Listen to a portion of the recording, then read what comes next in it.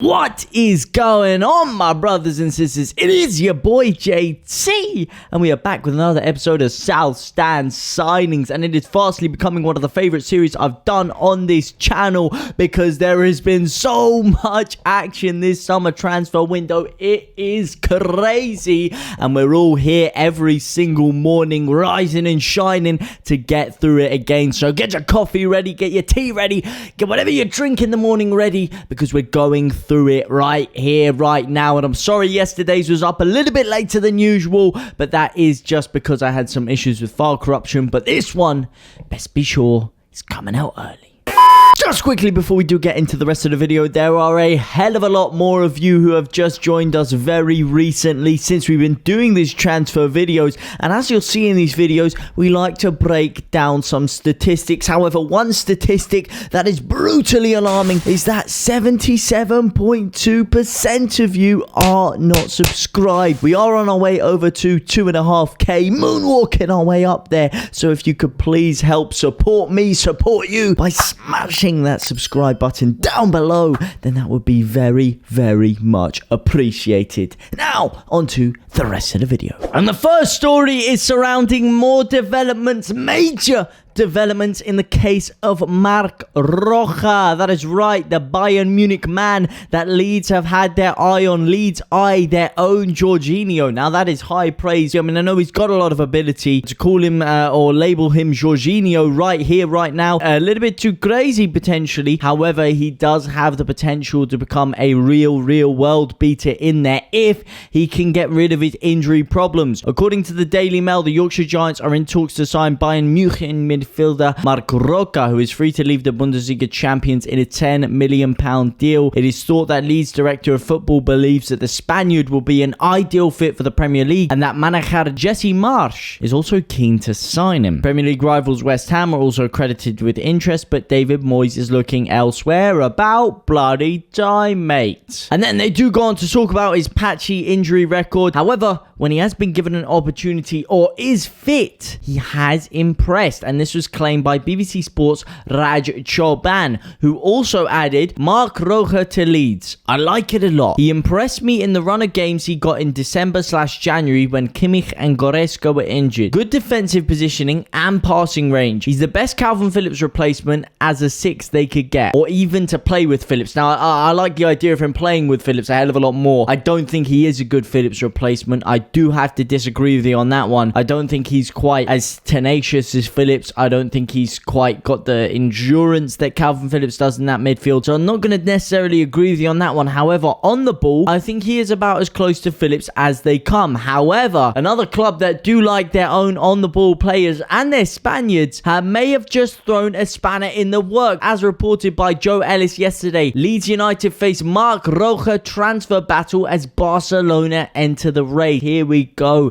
This is the twist and the turn that we were just referring to earlier, and that is that according to Bild, FC Barcelona are now keen to sign Bayern Munich's 25-year-old midfielder Marc Roca this summer. The former Spanish under-21 international is open to a fresh start away from the Allianz Arena, where he has been since his 2020 transfer from Espanyol, and the club are willing to let him go. This is obviously because he hasn't been able to make himself a regular in there due to regular injuries, and of course just going up against such stiff competition like Kimmich and Goretzka. The Bundesliga champions have even said to the Spaniard that he is not good enough to get regular playing time under Julian Nagelsmann, which has sparked a desire for an exit. The Whites are not on their own in wanting to sign Roca this transfer window, as the Liga giants Barcelona lead the chasing pack, consisting of Real Betis, Sevilla, and even Eintracht Frankfurt. There's another story here by Daniel Club, not necessarily injury news, but he was talking to an injury specialist who was basically going through the squad and talking about how the injury has affected our season. Oh wow, shock horror, who would have thought that? But what he does go on to talk about is how the two signings of Red Bull Salzburg duo Brendan Aronson and Rasmus Christensen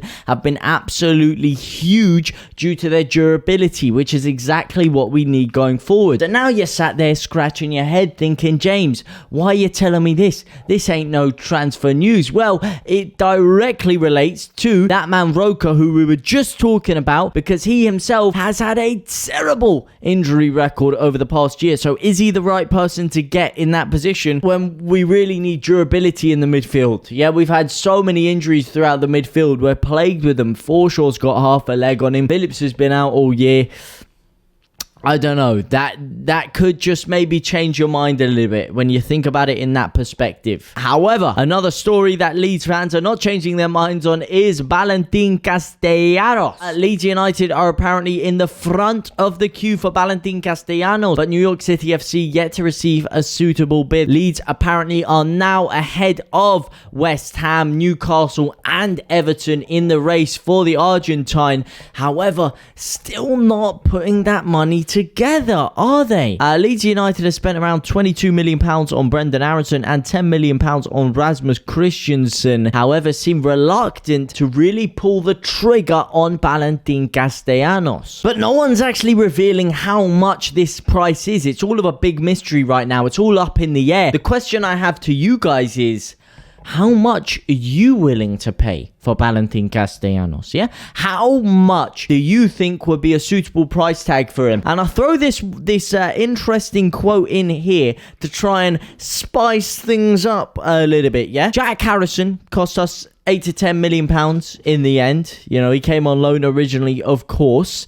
And when he signed for us, he was relatively developed after playing at New York City FC, on loan, of course.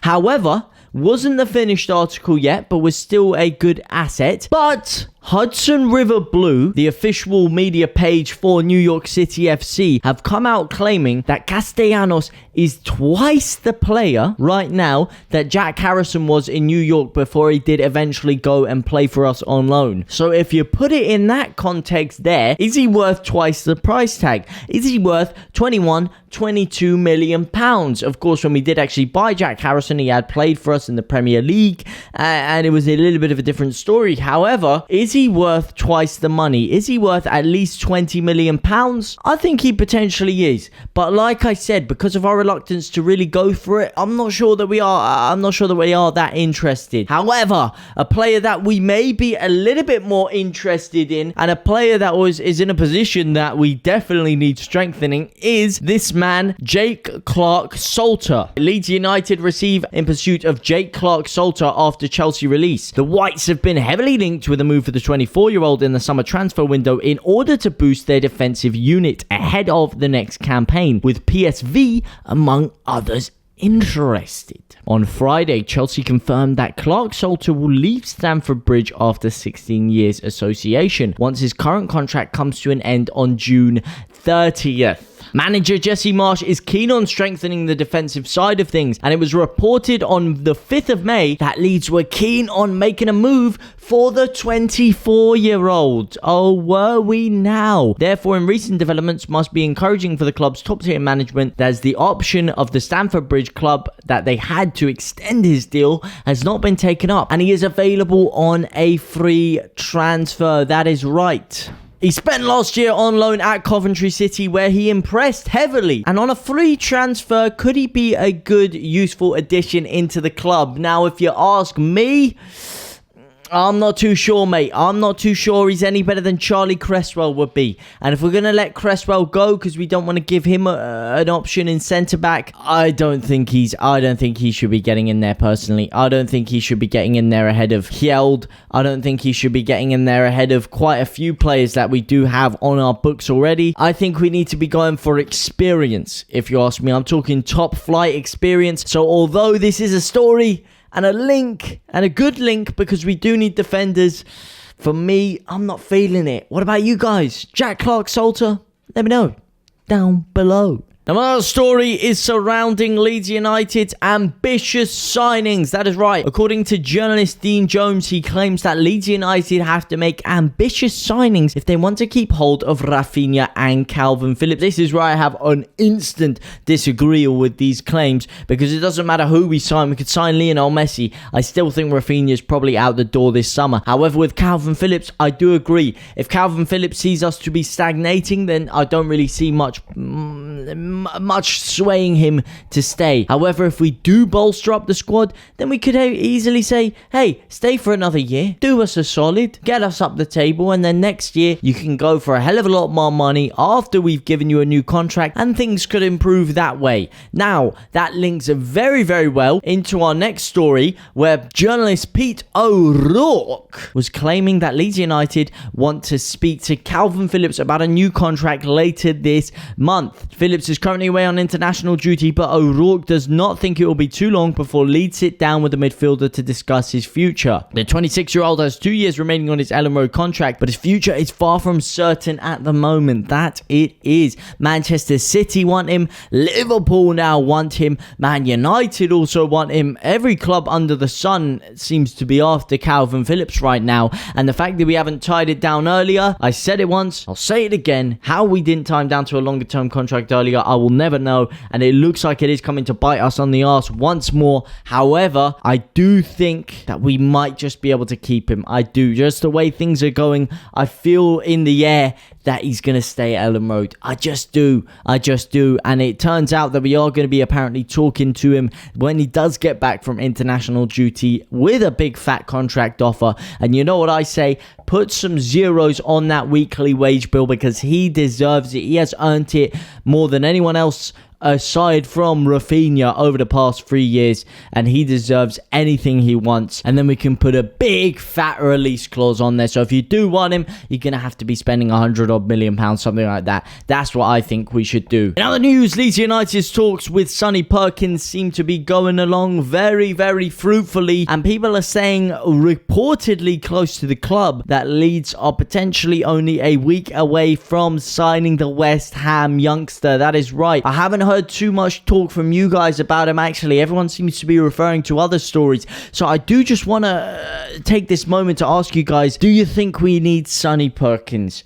Do you want Sonny Perkins? Do you want another under-23 player? Obviously, we have been relegated from the PL2 last year. Is it important that we get another player in there? Is he going to want to play in the second string of under-23 leagues? Let me know, because I don't think he's going to get into the first team anytime soon. I think it's going to take time. Do you think there's a route into it? I don't know. You guys let me know. I really want to hear what you guys have to say about Sonny Perkins down below. Another story is that Arsenal joined Chelsea in the chase to sign Raphinha. That is right. Another player with everybody after him under the sun is Raphinha, and Arsenal now are ready to battle it out with the likes of Chelsea, Man United and Barcelona, of course, in trying to sign Raphinha. Get your grubby paws off him. Mikel Arteta needs to bring in more depth to his young squad after seeing Aubameyang and Lacazette leave over the past 6 months, while Pepe is also tipped for the exit door in the coming weeks. Well, you know what? If you really do want Raphinha, give us a load of money and give Pepe going the other way, and then I might be willing to hear it. However, they are talking about just a flat £55 million purchase, and that for me is not cutting it. If he goes, I want to see him go abroad, and now every Premier League club is after him, and it's not filling me with a lot of confidence at all. Another one that isn't is that Leeds are now apparently resigned to losing Kalvin Phillips ahead of Manchester City approach. You do have to consider the source here. This is coming from Manchester Evening News, so they will have a bias towards Manchester clubs, i.e. Man City. Now, I don't believe that we are resigned to losing him. This story does go on to say that Man City are going to be turning up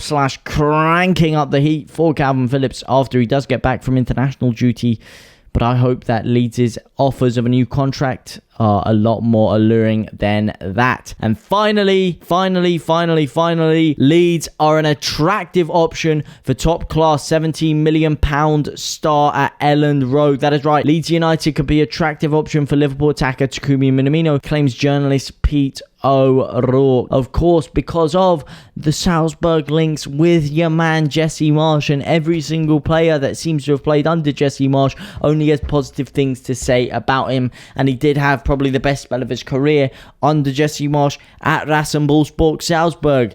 So, of course, we're probably the favourites to sign him, but I still think that £17 million valuation is a little bit too high. But what do you guys think? Let me know what you guys think about all these deals down in the comment section down below. But for now, guys, I will see you very, very soon. Au revoir, my brothers and sisters.